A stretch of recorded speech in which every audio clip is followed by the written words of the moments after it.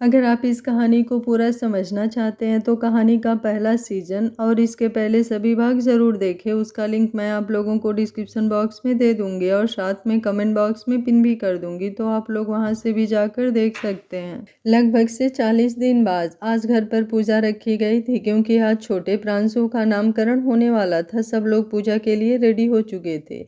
पंक्ति को पूजा में नीचे ना बिठाकर सोफे पर बिठाया गया था, क्योंकि अब उसका डिलीवरी टाइम नज़दीक आ चुका था और नीचे बैठने में उसे काफ़ी प्रॉब्लम होती थी। थोड़ी देर के लिए तो वो बैठ सकती थी, लेकिन पूजा में तो काफ़ी टाइम लगने वाला था। प्रांस और पंखुड़ी आगे की तरफ बैठे थे और प्रांस ने छोटे प्रांसु को अपनी गोद में लिया हुआ था। पंखुड़ी पिंक कलर के हैवी सूट में बेहद खूबसूरत लग रही थी। सृष्टि और प्रलय भी वहीं मौजूद थे और तंस और रिया भी। उनके साथ नताशा भी वहीं थी, जबकि तनुज काम के सिलसिले में बाहर गया हुआ था। परीक्षा, तनिष्क भी पूजा में शामिल थे और हार्दिक और रागिनी भी। ऑलमोस्ट सारी फैमिली एक साथ थी और सब लोग छोटे प्रांशु के लिए अपना अपना नाम सोचकर बैठे हुए थे। तभी पंडित जी ने मुस्कुराते हुए कहा, आप नाम प अक्षर से रखिए, बच्चे के लिए काफ़ी मंगल होगा। पंडित जी की बात सुनकर आधे लोगों के चेहरे लटक गए थे, क्योंकि सबने अलग अलग नाम सोचे हुए थे और बहुत से बहुत कम लोगों ने नाम सोचे थे। तभी परीक्षा जल्दी से बोली, देखो मैं इसकी बुआ भी हूँ, इसका नाम रखने का हक भी मेरा बनता है और मैंने जो नाम सोचा है वो है भी प से। तो मुझे नहीं पता आप लोग मेरा दिया हुआ नाम ही रखोगे।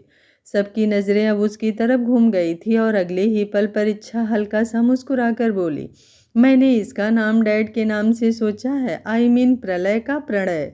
उसका सजेस्ट किया हुआ नाम सुनकर सबके होठों पर मुस्कुराहट थी। प्रलय के चेहरे पर तो सबसे ज़्यादा लंबी। पंखुड़ी झट से बोली, हाँ हम इसका नाम ससुर जी के नाम पर ही रखते हैं। जब ये बड़ा होगा तो ये बिल्कुल ससुर जी की तरह ही बनेगा। जैसे वो सासू माँ से बहुत प्यार करते हैं, ये भी अपनी बीबी से बहुत प्यार करेगा, ना कि उनकी तरह जो अपनी बीबी को अपने प्यार के लिए तड़पाता रहेगा। ये बोलते हुए उसके चेहरे पर शिकायती एक्सप्रेशंस थे और प्रिंस का मन कर रहा था कि वो एक बार फिर से अपना माथा पीट ले। अब पिछले 40 दिनों से उसके और पंखुड़ी के बीच नज़दीकियां नहीं थी, क्योंकि 40 दिनों का परहेज रखना ज़रूरी था। लेकिन पंखुड़ी के दिमाग में वो ये बात डाले तो डाले कैसे। पंखुड़ी तो बस जिद पर लगी हुई थी कि मुझे प्यार करो। पंखुड़ी की बात सुनकर सबकी नज़रें प्रांस पर आ गई थी। प्रांस तुरंत बोला, ऐसा कुछ भी नहीं है, मैं अपनी बीबी से बहुत प्यार करता हूँ, बहुत ज़्यादा। पंखुड़ी के होठों पर अब हल्की सी मुस्कुराहट आ गई थी। प्रांस पंडित जी की तरफ देखते हुए बोला, आप बेबी का नाम प्रणय राणा ही फाइनल कर दीजिए पंडित जी, हमारे बेबी का नाम प्रणय राणा। ये बोलते हुए अब उसने अपनी गोद में लिए हुए छोटे प्रांशु यानी कि द नेक्स्ट बॉस राणा की तरफ देखा, जिसके चेहरे पर अलग ही एटीट्यूड नजर आ रहा था। वहीं पंक्ति जो ये सब कुछ देख रही थी वो मुस्कुरा रही थी और उसका हाथ उसके पेट पर था, जहां उसे हल्का हल्का दर्द महसूस हो रहा था। लेकिन वो किसी से कुछ कह नहीं रही थी, क्योंकि पिछले कुछ दिनों से उसे फेक पेन होता था, तो उसे लग रहा था कि ये भी वही फेक पेन है। लेकिन धीरे धीरे उसका दर्द बढ़ता चला जा रहा था। सृष्टि ने अब पंडित जी को नेक वगैरह देना शुरू किया और पंडित जी मुस्कुराते हुए वहां से चले गए। सब लोग प्रणय को अपनी गोद में ले रहे थे और उसका नाम ले लेकर उसे पुकार रहे थे। अपना नाम सुनकर प्रणय तुरंत रिएक्ट करता था। सर्वेंट ने खाना लगाना शुरू कर दिया था, तो कुछ देर बाद सब लोग खाना खाने लगे। तकरीबन 1 घंटा यूं ही बीत गया। पंक्ति ने भी अपना खाना जैसे तैसे खा लिया था, लेकिन अब उसका दर्द आउट ऑफ कंट्रोल होता जा रहा था। लेकिन सबके होते हुए वो ऐसे कैसे अकेले अपने रूम में जाकर आराम कर सकती थी, ये सोचकर वो वहीं पर बैठी थी। और अब तनिष्क और परीक्षा के जाने का वक्त आ गया था। सृष्टि ने अब रागिनी की तरफ देखा, तो रागिनी ने वो सारा सामान मंगवाया जो उन्होंने परीक्षा के लिए रखा था। आज उसे भी बहुत सारा नेक दिया जाने वाला था। आखिर नाम तो प्रणय का उसी ने रखा था और ऐसे भी उसे बहुत सारे गिफ्ट मिलने वाले थे। तनिष्क सृष्टि की तरफ देखते हुए बोला, आप हमेशा यूं ही करती हैं मॉम, बहुत कुछ देती हैं। सृष्टि जल्दी से बोली, तुम्हें नहीं दे रही हूँ, अपनी बेटी को दे रही हूँ, इसलिए तुम तो चुप ही रहो। एक तो इतने इतने दिनों बाद इसे मिलवाने के लिए लेकर आते हो और ऊपर से हमें इसे कुछ देने भी नहीं देते। उसकी बात सुनकर तनिष्क बिल्कुल चुप हो गया था। वो क्या ही कहे उन लोगों से कि परीक्षा का खुद ही कहीं जाने का मन नहीं करता। उसका मन तो सारा दिन तनिष्क के साथ वक्त बिताने का करता है, इसलिए तो तनिष्क हफ्ते में ऑफिस भी सिर्फ 2-3 दिन ही जा पा रहा था। तकरीबन 2-3 मिनट बाद तनिष्क और परीक्षा बाहर की तरफ जा ही रहे थे कि अचानक ही पंक्ति जोरों से चिल्लाई। सबकी नजरें उसकी तरफ घूम गई। रागिनी जल्दी से बोली, मैं सोच ही रही थी कि पंक्ति को कहूँ कि जाकर आराम कर लो। आश्रय ने भी पंक्ति के पास आकर जल्दी से उसे संभाला। वहीं सृष्टि समझ गई थी कि शायद अब एक और छोटू राणा राणा फैमिली में आने वाला है या फिर आने वाली है। सिटी हॉस्पिटल, सभी लेबर रूम के बाहर खड़े थे और अंदर पंक्ति की डिलीवरी चल रही थी। आश्रय उसके साथ अंदर ही था क्योंकि पंक्ति बहुत ज़्यादा नर्वस फील कर रही थी। वहीं अंदर पंक्ति की हालत सच में खराब थी। वो बहुत ज़्यादा डर रही थी। डॉक्टर उसे खुद पर फोकस करने के लिए बोल रहे थे, उसे पुश करने के लिए बोल रहे थे और आश्रय भी उसे वही समझा रहा था। पंक्ति उसकी बातों को समझ रही थी लेकिन उसे फिर भी डर लग रहा था। आश्रय ने उसका हाथ चूम कर कहा, खुद को बिल्कुल रिलैक्स करो पंक्ति, हम एक बार गलती कर चुके हैं, अपना बेबी खो चुके हैं, दोबारा हमें अपने बेबी को कोई तकलीफ नहीं होने देनी है। उसकी बात पर पंक्ति ने अपना सर हाँ में हिलाया। एक बार फिर से उसे वो सब याद आने लगा था जो अतीत में हुआ था, कैसे उसने अपना बच्चा खोया और अब सच में वो भी अपने बच्चे को कोई तकलीफ नहीं होने देना चाहती थी। वहीं दूसरी तरफ सृष्टि, प्रलय, पंखुड़ी, प्रांस, तनिष्क भी वहीं पर मौजूद था, जबकि परीक्षा और रागिनी इस वक्त राणा मेंशन में थे जहां पर वो लोग प्रणय को संभाल रहे थे। तकरीबन 10-15 मिनट और बीत गए और अब अचानक से वहां पर एक बच्चे की किलकारियां गूंजने लगी। सबके चेहरे पर मुस्कुराहट तैर गई। पंखुड़ी झट से बोली, छोटा बेबी आ गया, अब प्रणय बड़ा हो गया। प्रांस भी जल्दी से बोला, हाँ हाँ, प्रणय तो इतना बड़ा हो गया कि अब तुम उसकी 1-2 दिनों में शादी भी कर सकती हो। उसकी बात पर पंखुड़ी ने हल्का सा मुंह बनाया। सृष्टि मुस्कुराते हुए बोली, तुम्हें क्या लगता है पंखुड़ी, पंक्ति और आश्रय को बेबी बॉय हुआ होगा या बेबी गर्ल? पंखुड़ी झट से बोली, बेबी गर्ल, क्योंकि बेबी बॉय तो मेरे पास है ना सासू माँ, अगर उनको भी बेबी बॉय हुआ तो दोनों बॉयज आपस में लड़ेंगे, इसलिए एक गर्ल होनी चाहिए ताकि प्रणय अपनी सिस्टर का अच्छे से ख्याल रखे।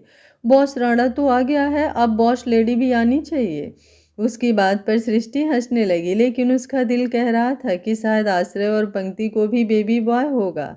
तभी नर्स वहां पर आई और उन सब की तरफ देखकर मुस्कुराते हुए बोली, कांग्रेचुलेसन, बेबी बॉय हुआ है। पंखुड़ी जल्दी से बोली, देखा मैंने कहा था ना बेबी बॉय होगा। सृष्टि के साथ साथ बाकी सब हैरानी से उसकी तरफ देखने लगे। पंखुड़ी अब माँ बन गई थी लेकिन फिर भी उसका फ्लिप मारना बंद नहीं हुआ था। कैसे 1 मिनट के अंदर अंदर अपनी बातों से पलटना है, ये तो कोई पंखुड़ी से सीखे। वही दूसरी तरफ आश्रय ने अपनी गोद में बेबी को पकड़ा हुआ था और उसकी आंखों में लगभग से आंसू आ गए थे। वो पंक्ति की तरफ देख रहा था जो अपनी आंखें बंद कर रही थी, लेकिन इससे पहले कि वो अपनी आंखें बंद करे, आश्रय ने तुरंत उसके हाथ में पकड़ा हुआ बेबी हल्का सा उसकी तरफ घुमा दिया था, जिससे अब पंक्ति भी उस बेबी का चेहरा देख सकती थी। उसके होठों पर मुस्कुराहट तैर गई। आश्रय तुरंत उसके चेहरे पर झुका और बड़े ही प्यार से उसके माथे को चूमकर बोला, thank you so much miss innocent, I love you so much. उसकी बात पर पंक्ति मुस्कुराई और बड़े ही प्यार से बोली, आई लव यू टू आश्रय जी। ये बोलने के बाद उसकी आंखें अब बंद हो गई थी। डॉक्टर आश्रय की तरफ देखते हुए बोली, आप परेशान मत होइए, थोड़ी देर के लिए ये रेस्ट कर सकें इसलिए इन्हें इंजेक्शंस लगाए गए हैं। लगभग 3-4 घंटे में इन्हें होश आ जाएगा, तब तक हम बेबी के सारे टेस्ट वगैरह भी कर लेंगे। आप बेबी को अपनी फैमिली के पास ले जाइए ताकि वो लोग भी बेबी से मिल सके। आश्रय ने अपना चेहरा हाँ में हिलाया। डॉक्टर ने पंक्ति को वार्ड में शिफ्ट करने की तैयारी कर दी और आश्रय बेबी को लेकर बाहर आया। जैसे ही सबकी नज़र बेबी पर गई, सब लोग उसे अपनी गोद में लेना चाहते थे, लेकिन पंखुड़ी तुरंत आगे की तरफ बढ़ते हुए बोली, देखो, मैंने अपना बेबी सबसे पहले अपने हाथ में नहीं लिया था क्योंकि उस वक्त मेरी हालत ठीक नहीं थी, लेकिन अब मैं पूरी तरह से ठीक हूँ, तो ये बेबी सबसे पहले मैं ही अपने हाथ में लूँगी। और अगर आप लोगों ने मुझे नहीं लेने दिया तो मैं रोने लगूंगी। क्या आप लोग चाहते हैं मैं रोने लग जाऊं? उसकी बात पर सब लोग मुस्कुरा रहे थे। उसकी यही मासूमियत तो सबका दिल चुरा लेती थी। एक तरफ वो क्यूट सा बेबी था जो आश्रय की गोद में था और एक तरफ क्यूट सी पंखुड़ी थी जो अपनी गोद में उस बेबी को लेना चाहती थी। आश्रय मुस्कुराते हुए बोला, बेबी को सबसे पहले अपनी गोद में लेने का हक आपका ही है भाभी, आप इसकी बड़ी माँ जो हैं। पंखुड़ी का चेहरा पूरी तरह से खिल गया। वो माँ तो 40 दिन पहले बन गई थी, लेकिन अब वो एक बार फिर से माँ बनी थी, बड़ी माँ। उसने बेबी को तुरंत अपनी गोद में ले लिया। वो मुस्कुराते हुए बोली, ये बिल्कुल आप पर गया है देवर जी, बिल्कुल आपकी तरह इसकी आंखें हैं और आपकी तरह नाक। जैसे प्रणय की आंखें बिल्कुल जान पर गई है, वैसे ही ये भी मुझे आपकी ही कॉर्बन कॉपी लग रहा है। उसकी बात पर आश्रय के चेहरे पर जैसे प्राउड नजर आ रहा था। प्रांस ने आश्रय के कंधे पर अपना हाथ रखकर हल्का सा उसके कंधे को थपथपाया। आज उसका छोटा भाई बाप बना था। वो बता नहीं सकता था कि वो आश्रय के लिए कितना खुश था। एक गिल्ट हमेशा उसके दिल में था जब पंखुड़ी की वजह से पंक्ति ने अपना बेबी खोया था, लेकिन आज फाइनली राणा मेंशन की खुशियां वापस आ चुकी थी। लगभग 6 महीने बाद राणा मेंशन प्रलय की गाड़ी पार्किंग एरिया में आकर रुकी और वो राणा मेंशन के अंदर आया। उसकी नज़रें पहले ऊपर की तरफ गई जहां पर प्रांस और पंखुड़ी का रूम था, और फिर उसकी नज़र आश्रय और पंक्ति के रूम कर गई। दोनों रूम की लाइट ऑफ थी, ये बाहर से ही पता चल रहा था। और अब उसने अपना चेहरा अपने हाथ से ढक लिया, क्योंकि वो जानता था कि अगर उन दोनों के रूम की लाइट ऑफ है तो वहाँ क्या ही हो रहा होगा। वो दोनों कपल्स पूरी तरह से एक दूसरे में खोए होंगे। अब वो अपने रूम में आया। उसने जैसे ही दरवाज़ा खोला, उसकी नज़र बेड पर गई जहाँ एक तरफ सृष्टि सोई हुई थी, उसकी बिल्कुल बगल में आश्रय और पंक्ति का बेबी बॉय आरांश, और उसकी बगल में प्रणय सोया हुआ था। और प्रणय वहाँ से गिर न जाए इसलिए साइड में पिलो रखा हुआ था, जिसकी वजह से अब बेड पर उसके सोने की तो जगह ही नहीं बची थी। वो मुंह बनाते हुए बोला, ठीक है बेटा, ठीक है। तुम दोनों की शादी मैंने इसलिए तो करवाई थी ताकि तुम बच्चे पैदा कर करके मेरा पेट भर दो और खुद हर रोज अपनी बीबी के साथ रोमांस करो। कोई बात नहीं, किसी दिन मेरा भी दिन आएगा। ये बोलते हुए वो प्रांस और आश्रय को याद कर रहा था, जो सच में इस वक्त रोमांस करने में लगे हुए थे। जहाँ आश्रय और पंक्ति अपने रूम में थे और पंक्ति नीचे बेड पर लेटी हुई थी और आश्रय पूरी तरह से उस पर झुका हुआ था। वो उसकी गर्दन को बेतहासा चूम रहा था। तभी अचानक से पंक्ति ने उसके कंधों पर अपनी पकड़ कस दी और बोली, कहीं आराम सासू माँ को परेशान तो नहीं कर रहा होगा ना। आश्रय अजीब सा मुंह बनाते हुए बोला, कैसी बात कर रही हो तुम बेबी, वो भला तुम्हारी सासू माँ को क्यों परेशान करेगा। परेशान तो तुम मुझे कर रही हो, जो ऐसे रोमांस के बीच आरांस की बात कर रही हो।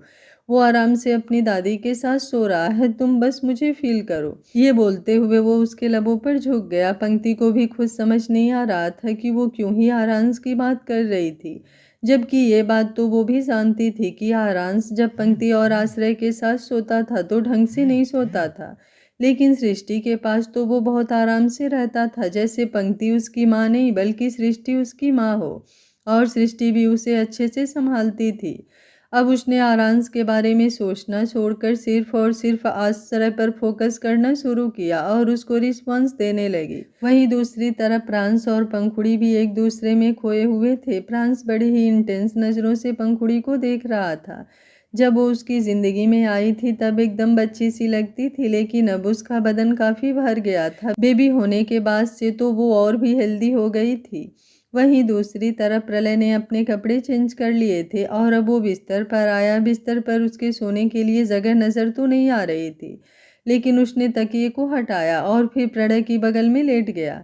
उसने दोनों बच्चों को बारी बारी से चूमा। उसके होठों पर मुस्कुराहट तैर रही थी। कहने को वो कुछ भी कह देता था, लेकिन प्रणय और आरांस की वजह से उसे ऐसा लग रहा था जैसे एक बार फिर से वो उन दिनों को जी रहा था जब प्रांस इस दुनिया में आया था।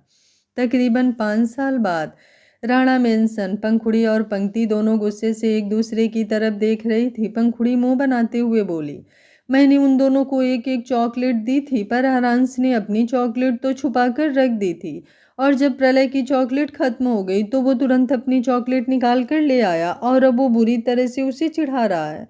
अब मैं उसे डांटू नहीं तो और क्या करूं? पंक्ति भी गुस्से से बोली। अच्छा, और जब कल यही हरकत प्रणय ने की थी तब तो आपने उसे बिल्कुल नहीं डांटा। पंखुड़ी झट से बोली, क्योंकि परसों ये हरकत आरांस ने सबसे पहले की थी, तो आरांस की हरकत इज इक्वल टू प्रणय की हरकत। लेकिन अब वो आरांस की हरकत का स्कोर हाई हो गया है ना, तो अब तो उसे डांट पड़नी चाहिए। अब प्रणय कल फिर से ये हरकत करेगा तो आरांस रोएगा। पंक्ति भी मुंह बनाते हुए बोली, तो फिर आज आरांश को आप ये हरकत कर लेने दीजिए। कल को जब प्रणय ये हरकत करेगा तब आप उसे डांटिएगा, ताकि वो उसका लास्ट टाइम हो और परसों से उन दोनों में से कोई भी ये हरकत ना करे। पंखुड़ी गुस्से से उसे देखते हुए बोली, तुम्हें पता है आरांश ये सब हरकतें तुमसे ही सीखता है। तुम खुद जाकर अपने खाने पीने का सारा सामान इधर उधर छुपा देती हो और जब मेरा खत्म हो जाता है तो निकाल निकाल कर लाती हो और मुझे चिढ़ा चिढ़ा कर खाती हो। आरांश ये सब तुमसे ही सीख रहा है। पंक्ति झट से बोली, अच्छा और आप जो हरकतें करती हो उसका क्या? आपको अच्छी तरह से पता था कि आश्रय जी घर पर नहीं है, लेकिन फिर भी आप कल मेरे सामने जेठ जी के साथ आइसक्रीम खाने के लिए गई। प्रेग्नेंट आप अकेली तो नहीं हैं, आपके साथ प्रेग्नेंट तो मैं भी हूँ ना, तो क्या आप मुझे अपने साथ आइसक्रीम खाने नहीं लेकर जा सकती थी?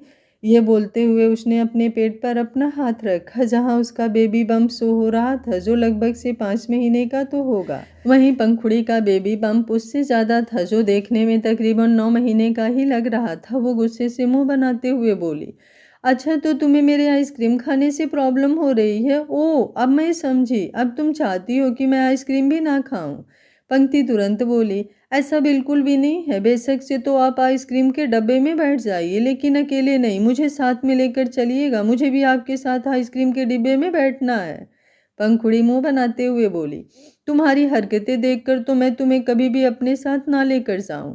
आइसक्रीम के डब्बे में तो छोड़ो, और अब तुम मुझसे बात भी मत करना।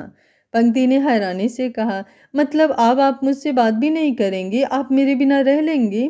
पंखुड़ी झट से बोली, हाँ रह लूँगी। जिसे मेरे आइसक्रीम खाने से प्रॉब्लम हो रही है, मुझे उससे बात भी नहीं करनी। ये बोलकर वो मुंह बनाते हुए जाकर सोफे पर बैठ गई। पंक्ति भी तुरंत बोली, तो ठीक है, जब आपको मुझसे कोई लेना देना नहीं है तो अब मैं भी आपसे बात नहीं करूँगी। आपको आइसक्रीम ज़्यादा प्यारी हो गई ना, तो ठीक है, अब आप आइसक्रीम ही खाइए। मैं सच में आपसे कभी कोई बात नहीं करूँगी। ये बोलकर उसने भी अपने बेबी बम पर अपना हाथ रखा और पंखुड़ी के बिल्कुल सामने वाले सोफे पर जाकर बैठ गई। सृष्टि और रागिनी, जो कब से उन दोनों की लड़ाई देख रही थीं, उनकी नज़र अब आरांश और प्रणय पर गई, जहां वो दोनों आराम से अपना पिज्ज़ा एंजॉय कर रहे थे। अभी 15 मिनट पहले वो बुरी तरह से लड़ रहे थे, लेकिन जैसे ही रागिनी ने उन्हें पिज्ज़ा बना कर दिया, वो आराम से टेबल पर बैठे और जूस के साथ पिज्ज़ा एंजॉय करने लगे। और अब वो दोनों अपनी फेवरेट गेम्स की बातें भी कर रहे थे। उन पर अपनी माओ की लड़ाई का कोई असर नहीं हो रहा था। तभी वहां पर आश्रय आया। घर में अंदर की तरफ जाते हुए उसने चेहरे पर हल्की परेशानी झलक रही थी। तभी उसकी नज़र पहले सृष्टि और रागिनी पर गई। जब सृष्टि और रागिनी ने सोफे की तरफ देखा तो उसकी नज़र भी सोफे की तरफ घूम गई, जहां पंक्ति और पंखुड़ी दोनों मुंह बनाकर एक दूसरे को घूर रही थीं। अब आश्रय की परेशानी और भी ज़्यादा बढ़ गई। वो आगे की तरफ आया और पंखुड़ी की तरफ देखते हुए बोला, हेलो भाभी। पंखुड़ी मुंह बनाते हुए बोली, अपनी बीबी से बात करो, मुझसे तो तुम बात ही मत करना। पंक्ति तुरंत बोली, हाँ हाँ वो पति है मेरे, तो मुझसे बात करेंगे। और आप आश्रय जी, आप उनसे बात क्यों कर रहे हो? जब वो आपसे बात नहीं कर रही हैं तो आपको भी क्या ज़रूरत है उनसे बात करने की? आश्रय तुरंत बोला, कैसी बात कर रही हो पंक्ति? वो भाभी है मेरी, अगर उनकी तुम्हारे साथ बहस हुई तो मैं भला उनसे कैसे बात ना करूं? और भाभी आप क्यों नाराज हैं? पंक्ति से कोई गलती? उसकी बात पूरी होती उससे पहले ही पंक्ति मुंह बनाकर बोली, हाँ हाँ, अब आपको भी मेरी ही गलती नजर आती है। कोई पंखुड़ी भाभी को तो कुछ कहता ही नहीं है, सबको बस मैं ही गलत नजर आती हूँ। पंखुड़ी तुनक कर बोली, क्योंकि तुम हो ही गलत। पंक्ति का मुंह खुला का खुला रह गया। अब वो अपनी जगह से उठी और आश्रय की तरफ देखते हुए बोली, खबरदार, अगर आइंदा से आपने पंखुड़ी भाभी से बात भी की तो, वरना मैं आपको छोड़कर चली जाऊंगी। ये बोलकर उसने आश्रय का हाथ पकड़ा और उसे अपने साथ अंदर की तरफ ले जाने लगी। पंखुड़ी जल्दी से बोली, हाँ हाँ इसे अंदर ले जाओ। वैसे भी मुझे ऐसे देवर की कोई ज़रूरत नहीं है जो बस अपनी बीवी की बात सुने। मेरी बात तो सुने ही ना। मेरी तो कोई गलती भी नहीं है। मैं तो बस तुम्हें समझा रही थी कि बच्चों को कैसे समझाते हैं, कैसे रोकते हैं, और अब तुम मेरे ही सामने एटीट्यूड दिखा रही हो। तभी वहां पर प्रांस आया। वो लगभग 1 मिनट से ये सब कुछ देख रहा था। अब वो आगे की तरफ जाकर पंखुड़ी की तरफ देखते हुए बोला, ये कैसे बात कर रही हो तुम रोज पीटल? ऐसी भी क्या बात हुई जो तुम आश्रय से इस तरह से? उसकी बात पूरी होती उससे पहले ही अब पंखुड़ी अपनी जगह से उठी और बोली, एक तरफ देवर जी हैं जो सिर्फ पंक्ति की बात मानते हैं और दूसरी तरफ आप हैं जो अब मुझसे सवाल जवाब कर रहे हैं। पहले कम से कम देख तो लीजिए कि पंक्ति मेरे साथ क्या कर रही है। उसे तो कोई कुछ कहता नहीं है, वो छोटी है तो इसका मतलब ये तो नहीं कि वो कुछ भी करेगी, कुछ भी कहेगी। मैं बड़ी हूँ तो चुपचाप बर्दाश्त करती रहूंगी। पंक्ति भी तुनक कर बोली, रहने दीजिए जेठानी जी, सबको पता है कि आप क्या ही बर्दाश्त करती हैं। आश्रय और प्रांश दोनों एक दूसरे की तरफ देख रहे थे क्योंकि पंखुड़ी और पंक्ति का तो कुछ जाने वाला नहीं था, लेकिन ड्रामा तो हर रोज उन्हें मिल रहा था। तभी प्रांश ने अपना फोन निकाला और तुरंत उस पर एक नंबर डायल करते हुए बोला, हाँ हाँ, मैं बस अभी अपना लैपटॉप ऑन कर रहा हूँ, एक बार लैपटॉप ऑन हो जाए आप मीटिंग शुरू कर दीजिएगा। ये बोलकर वो तुरंत अपने रूम की तरफ भाग गया।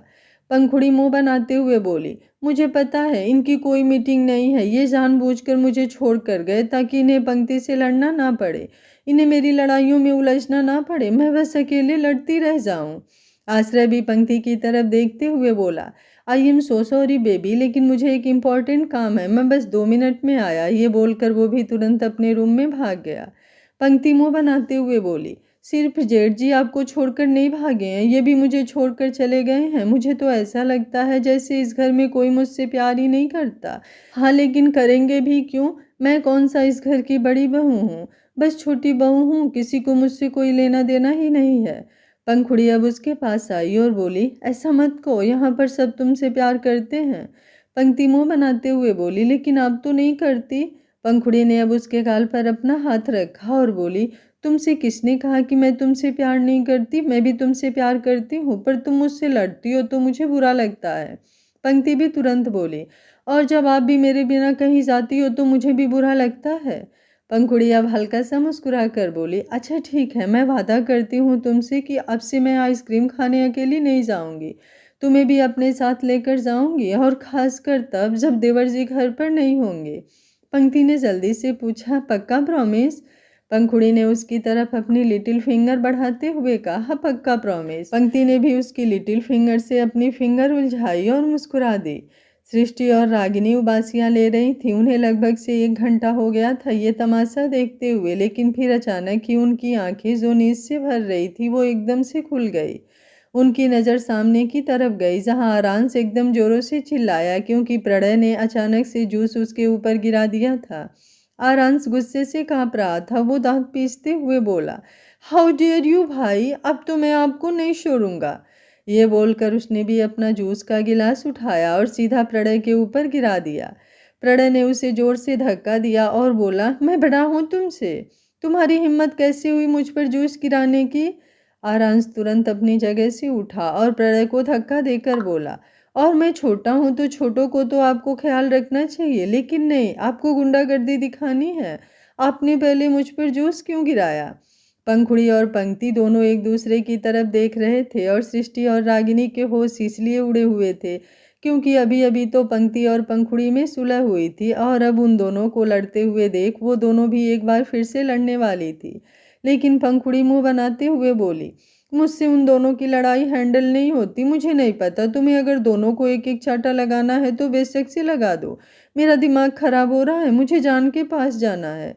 ये बोलकर वो तुरंत सीढ़ियां चढ़ने लगी और पंक्ति भी मुंह बनाते हुए बोली, मैं भी थक गई हूँ, मुझे भी आश्रय जी के पास जाना है, मेरे पैरों में बहुत दर्द हो रहे हैं। ये बोलकर वो भी अपने रूम की तरफ चली गई और सृष्टि और रागिनी दोनों एक दूसरे की तरफ देख रही थी क्योंकि अब प्रणय और आरांश को वो संभालने वाली थी। सृष्टि गुस्से से बोली, ये सब आरांश की ही गलती है, अगर क्या हुआ प्रणय ने उस पर जूस गिरा दिया तो उसे आगे से प्रणय पर जूस गिराने की क्या जरूरत थी। रागिनी तुरंत बोली, अरे वो प्रणय बेशक से कुछ भी करे और आरांश चुपचाप सब कुछ बर्दाश्त करता रहे, मेरा आरांश कुछ भी बर्दाश्त नहीं करेगा, जाओ जाकर अपने प्रणय को संभालो, उसे कुछ ढंग का सिखाओ, सारा दिन इधर उधर ड्रामा करता रहता है। सृष्टि गुस्से से बोली, खबरदार अगर मेरे प्रणय को कुछ भी कहा तो। रागिनी भी झट से बोली, और तुम्हें भी वार्निंग दे रही हूँ मैं सृष्टि, अगर तुमने मेरे आरांश को कुछ कहा तो मैं छोड़ूंगी नहीं तुम्हें। सृष्टि उसे चैलेंजिंग नज़रों से देखते हुए बोली, अच्छा तो बताना जरा तुम क्या करोगी मेरे साथ। रागिनी गुस्से से सृष्टि को घूर रही थी और फिर दोनों एक दूसरे को ताली देकर खिलखिलाकर हंस पड़ी। वहीं प्रणय और आरांश दोनों किचन में खड़े थे, जिनके हाथ में जूस के गिलास थे और वो दोबारा जूस ले रहे थे। अब जूस लेने के बाद उन्होंने एक दूसरे के साथ चीयर्स करना शुरू किया। थोड़ी देर बाद प्रणय और आरांश दोनों रूम में गेम्स खेल रहे थे। उनके सामने टीवी पर वीडियो गेम्स चल रही थी, जिन्हें वो अच्छे से एंजॉय कर रहे थे। लेकिन अब अचानक ही प्रणय को नींद आने लगी थी, तो वो आरांश की तरफ देखते हुए बोला, अब सोने चलो, मुझे नींद आ रही है। आरांश भी उबासी लेते हुए बोला, हाँ मुझे भी नींद आ रही है भाई, मैं तो चला दादी के पास, आप भी चलो मेरे साथ। प्रणय जल्दी से बोला, नहीं तुम जाओ, मैं बस एक बार मॉम से मिलकर आता हूँ, उन्हें गुड नाइट बोलकर आता हूँ और साथ ही साथ अपनी लिटिल प्रिंसेस को एक किस्सी भी दे आऊँगा। आज मैंने सुबह से उसे किस्सी नहीं की। उसकी बात पर आरांश जल्दी से बोला, अरे मैं भी अपनी लिटिल प्रिंसेस को किस्सी देना भूल गया। आप एक काम करो, आप बड़ी मॉम के पास जाओ और मैं अपनी मॉम के पास जाता हूँ, फिर दोनों दादी के रूम में मिलते हैं। उसकी बात पर प्रणय ने अपना चेहरा हाँ में हिलाया और फिर प्रणय पंखुड़ी और प्रांस के रूम की तरफ बढ़ गया, जबकि आरांश पंक्ति और आश्रय के रूम की तरफ बढ़ गया था। रात के लगभग से 10 बजे हुए थे। सृष्टि कुछ देर पहले ही उन्हें सोने के लिए बुलाने आई थी, लेकिन तब उन्होंने 10 मिनट मांगे थे और अब सृष्टि एक बार फिर से उनके रूम की तरफ आ रही थी। अब वो उन्हें 1 मिनट भी नहीं देने वाली थी, लेकिन उन्हें अपने अपने मॉम डैड के रूम में जाते हुए देख वो मुस्कुरा रही थी। वो जानती थी कि वो दोनों वहाँ क्यों जा रहे हैं। वो बेशक से सृष्टि के साथ सोते थे, लेकिन सोने से पहले प्रणय पंखुड़ी को और आरांश पंक्ति को गुड नाइट किस्सी जरूर देने जाते थे। अब सृष्टि वापस अपने रूम में आ गई। उसने सामने वाले क्लॉक पर टाइम देखा, जहां 10:10 हो चुके थे। आश्रय और प्रांश दोनों ऑफिस से टाइम पर आ गए थे। क्योंकि पंक्ति और पंखुड़ी प्रेग्नेंट थी, तो उन्हें उन दोनों को भी संभालना होता था। लेकिन प्रलय आजकल उसके अंदर ज़्यादा ही जवानी आ रही थी, इसलिए उसके ऑफिस हावर्स 11 बजे तक खत्म नहीं होते थे। ऐसा लग रहा था जैसे प्रांश और आश्रय दोनों बाप हो जो टाइम से घर आकर सो भी गए, और प्रलय उनका बेटा हो जो आधी रात तक मेहनत करने में लगा है।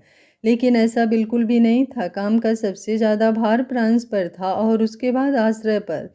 प्रलय ऑफिस के बहाने बाहर रहता था, लेकिन वो फिलहाल अपनी लाइफ अच्छे से एंजॉय कर रहा था। आज तो वो पार्टी के लिए क्लब गया था और ऐसा नहीं था कि घर में उसके ये सीक्रेट्स किसी को पता नहीं थे। प्रांश और आश्रय दोनों ही बहुत अच्छी तरह से जानते थे कि उनका बाप बाहर क्या गुल खिला रहा है। वहीं दूसरी तरफ प्रणय पंखुड़ी और प्रांश के रूम में आया, जहाँ पर दरवाज़ा हल्का सा खुला था। किसी भी वक्त प्रणय को ऊपर आना होता था तो प्रांश दरवाज़ा हमेशा खुला ही रखता था।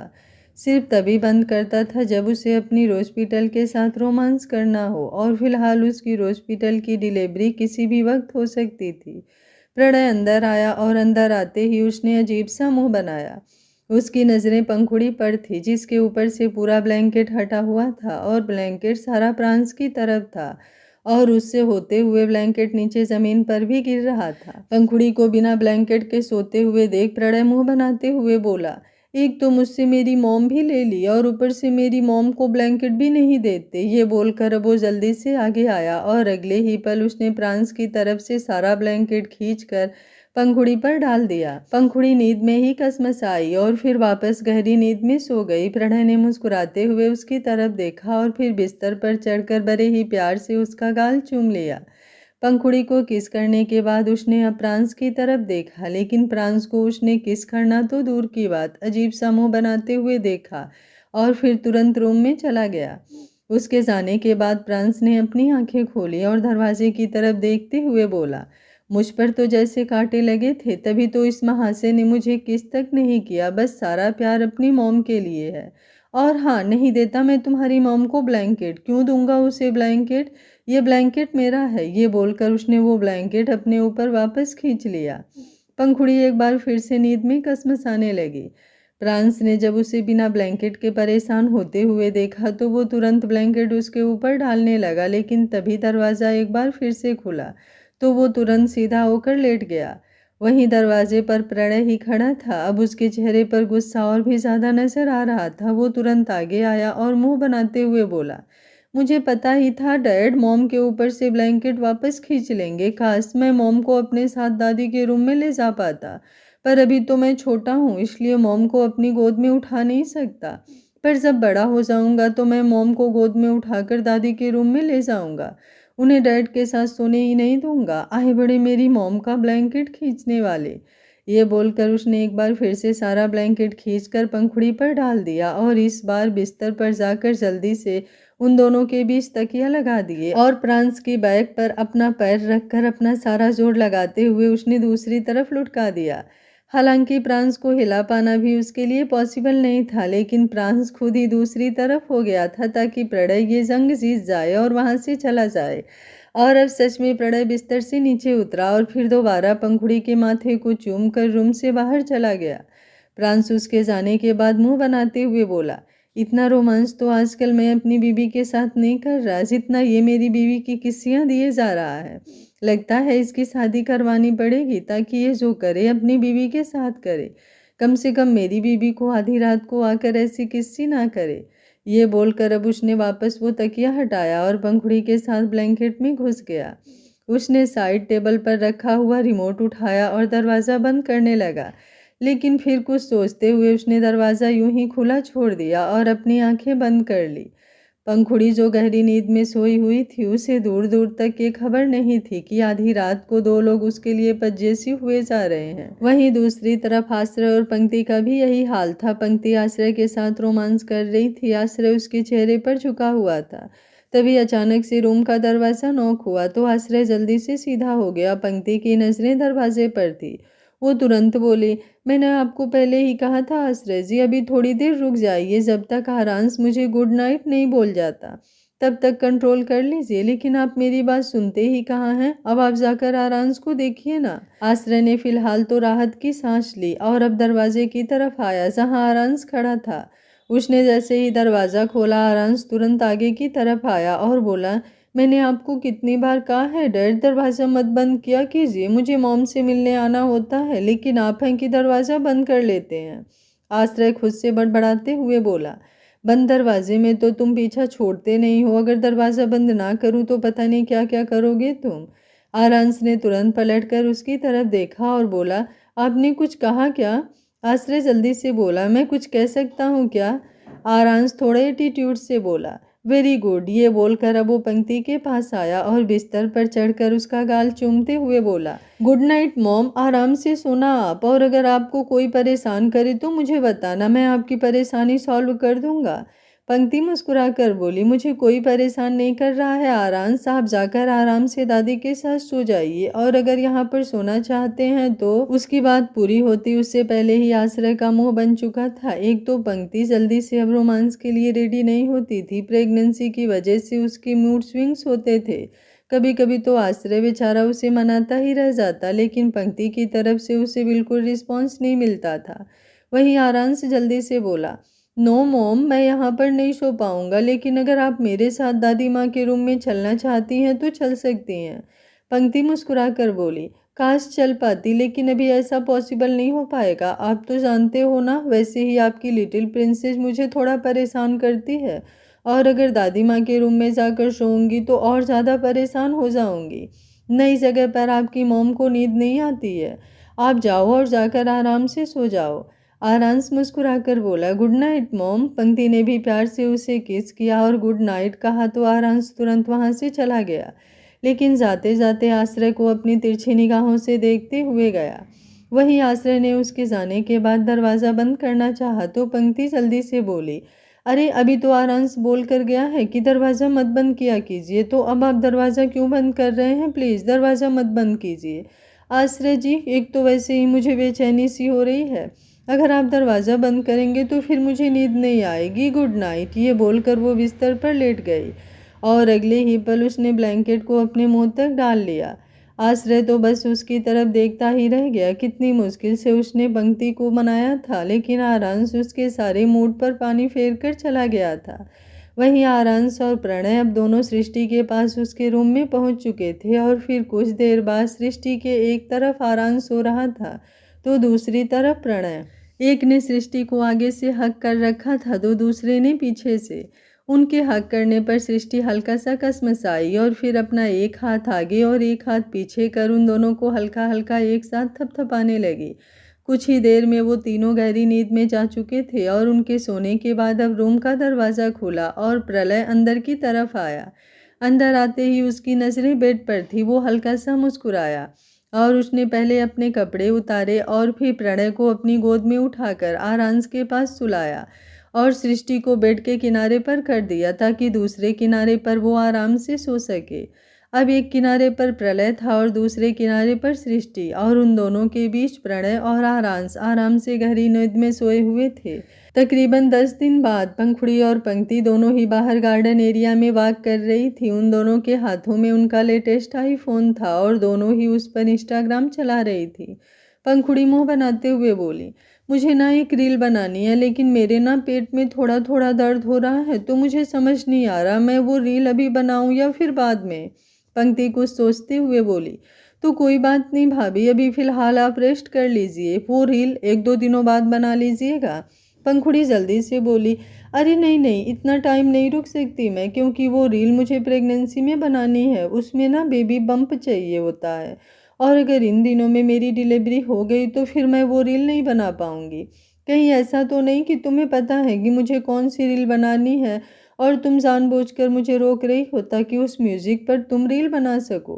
पंक्ति नाक फुलाते हुए बोली, आप हमेशा ऐसे ही बोलते हो भाभी, भला मैं आपको क्यों कोई रील बनाने से रोकूंगी, मुझे क्या, आप बेशक से अभी जाकर वो रील बना लीजिए। अब पंखुड़ी एक बार फिर से मुंह बनाकर बोली, हाँ हाँ, तुम तो कहोगे ही कि मैं जाकर रील बना लूँ, क्योंकि तुम्हें कौन सा मेरी फिक्र है। मैं तुम्हें बोल रही हूँ कि मेरे पेट में दर्द हो रहा है, लेकिन फिर भी तुम मुझे रील बनाने के लिए कह रही हो। उसकी बात पर अब पंक्ति ने अपना माथा पीट लिया।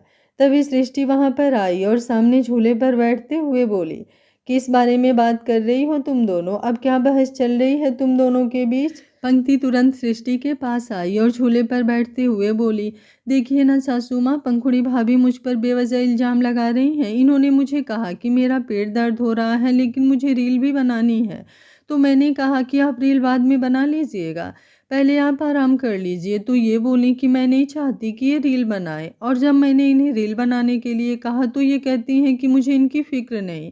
अब आप ही बताइए मैं इनका क्या ही करूं। पंखुड़ी भी झूले की तरफ आई और उसे घूरते हुए बोली, तुम्हें जो करना है बेशक से करो, लेकिन पहले मेरी सासू माँ से साइड हट जाओ। तुम्हें पता है ना, आजकल कोई भी मेरी सासू माँ के करीब आता है तो मुझे अलग ही गुस्सा आता है। वैसे तो सासू माँ हमेशा से मेरी हैं, लेकिन अब तो मैं उनके लिए और भी ज़्यादा पजेसिव सी हो गई हूँ।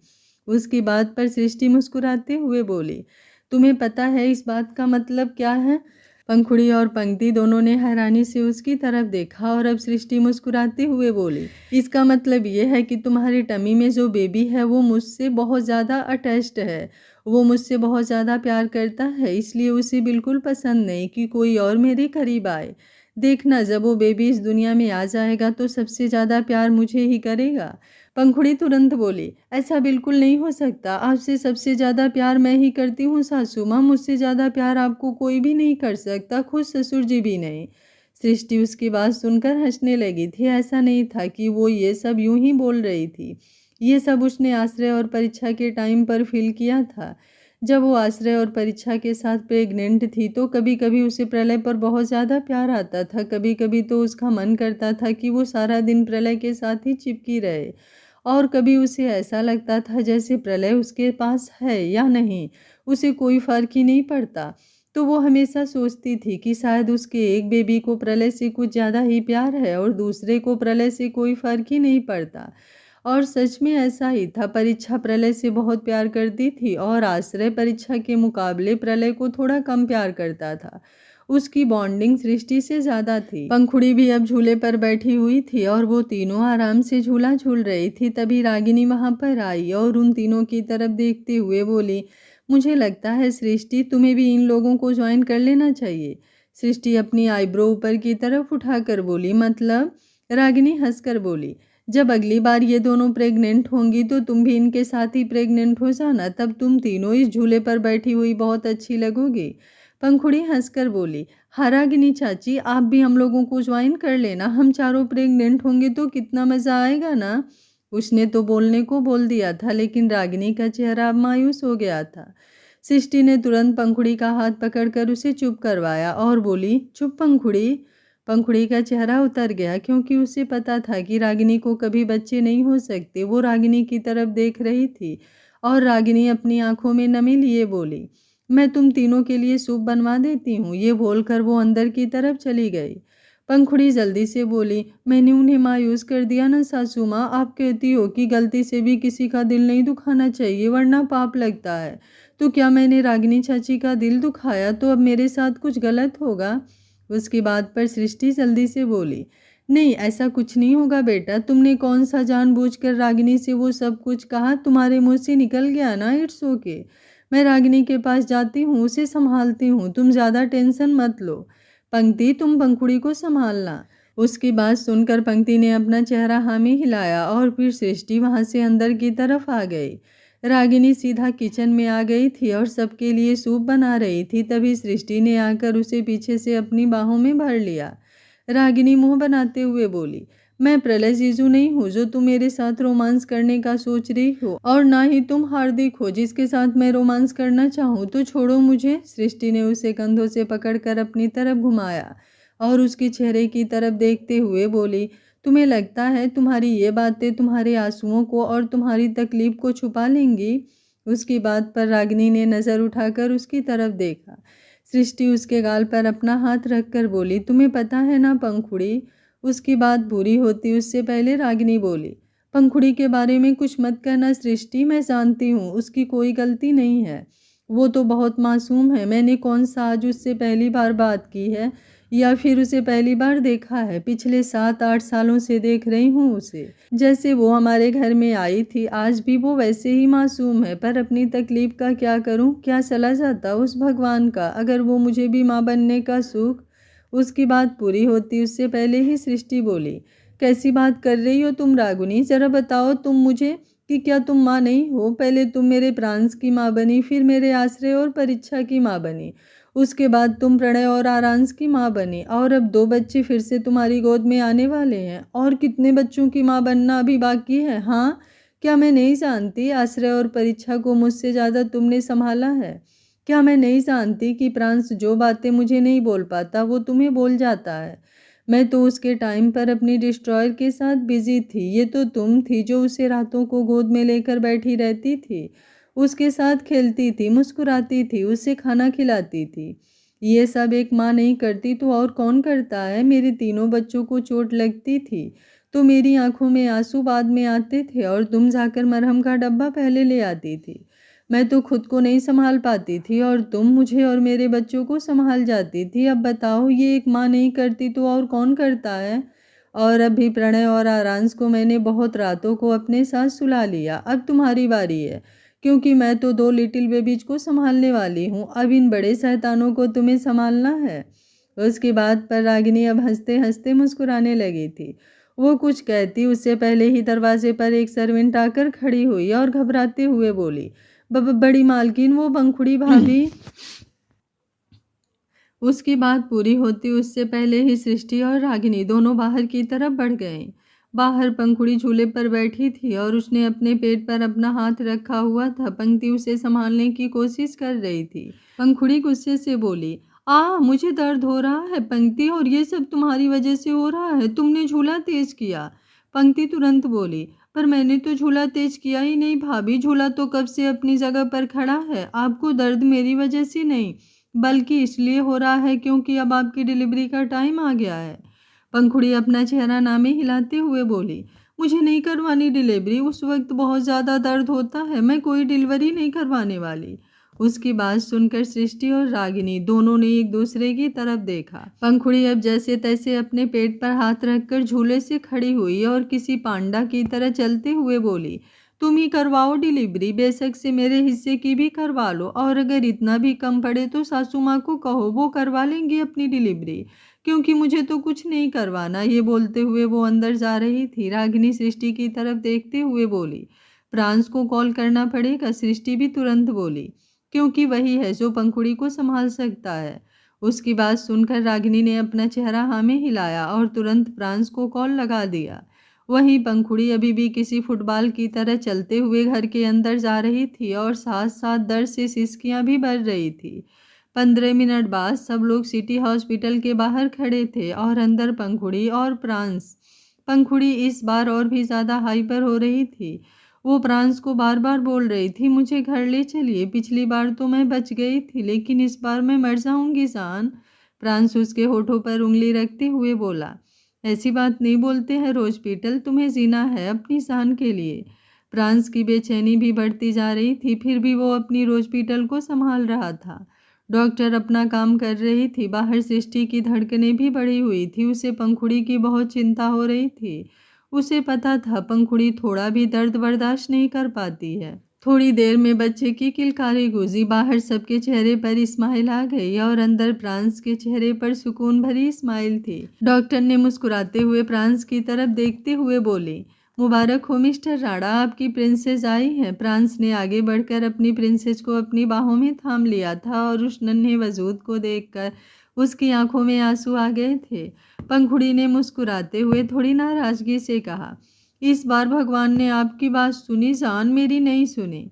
प्रांस ने मुस्कुराते हुए पंखुड़ी को उसे नन्ही सी जान को दिखाया और पंखुड़ी के माथे पर अपने होठ रख दिया। बाहर सृष्टि को जैसे ही नर्स ने आकर बताया आपके घर राजकुमारी आई हैं, तो सृष्टि की आंखों में आंसू आ गए और प्रलय के भी। सृष्टि पलटकर प्रलय के सीने से लग गई। मिसेस ग्रोवर भी मिस्टर ग्रोवर की तरफ देखते हुए बोली, हमारी पंखुड़ी का हक साया है। उनकी आंखों में भी आंसू थे। लगभग से 4 महीने बाद आज फिर एक बार सब लोग अस्पताल में थे। आज पंक्ति की डिलीवरी का टाइम आ गया था। सब लोग बाहर खड़े थे, आश्रय पंक्ति के साथ पंक्ति को संभाल रहा था। डॉक्टर अपना काम कर रहे थे। थोड़ी देर बाद ही नर्स ने आकर सृष्टि, पंखुड़ी और प्रांस को बताया कि आपके घर एक और राजकुमारी आई है। सबके चेहरे पर खुशियां आ गई। आज प्रांस और आश्रय का परिवार पूरा हो चुका था। प्रांस के चेहरे पर दुगनी मुस्कुराहट थी। कहाँ वो अपने घर एक प्रिंसेस के आने का इंतजार कर रहा था और कहाँ वो दो प्रिंसेस उसकी ज़िंदगी में आ गई थी। इसी के साथ एक बेहतरीन कहानी का अंत हुआ। इस कहानी के साथ बहुत सारे अनुभव थे। कुछ लोगों को ये कहानी बोरिंग लगी, कुछ लोगों को इंटरेस्टिंग लगी। इस कहानी के साथ आप लोगों का पूरा अनुभव कैसा रहा, आप लोग कमेंट बॉक्स में अपनी राय ज़रूर दीजिएगा। लेकिन सच बताऊं, इतनी लंबी कहानी को आप लोगों का इतना सारा प्यार मिला और साथ मिला, यही मेरे लिए बहुत खुशी की बात है। अगर आप लोग ऐसे ही सपोर्ट करते रहेंगे मुझे, तो मैं ऐसे ही इंटरेस्टिंग और प्यारी प्यारी कहानी आप लोगों के लिए लाती रहूँगी। Thank you for watching. मिलते हैं किसी और प्यारी सी कहानी के साथ। तब तक स्वस्थ रहिए, मस्त रहिए, अपना ख्याल रखते रहिए।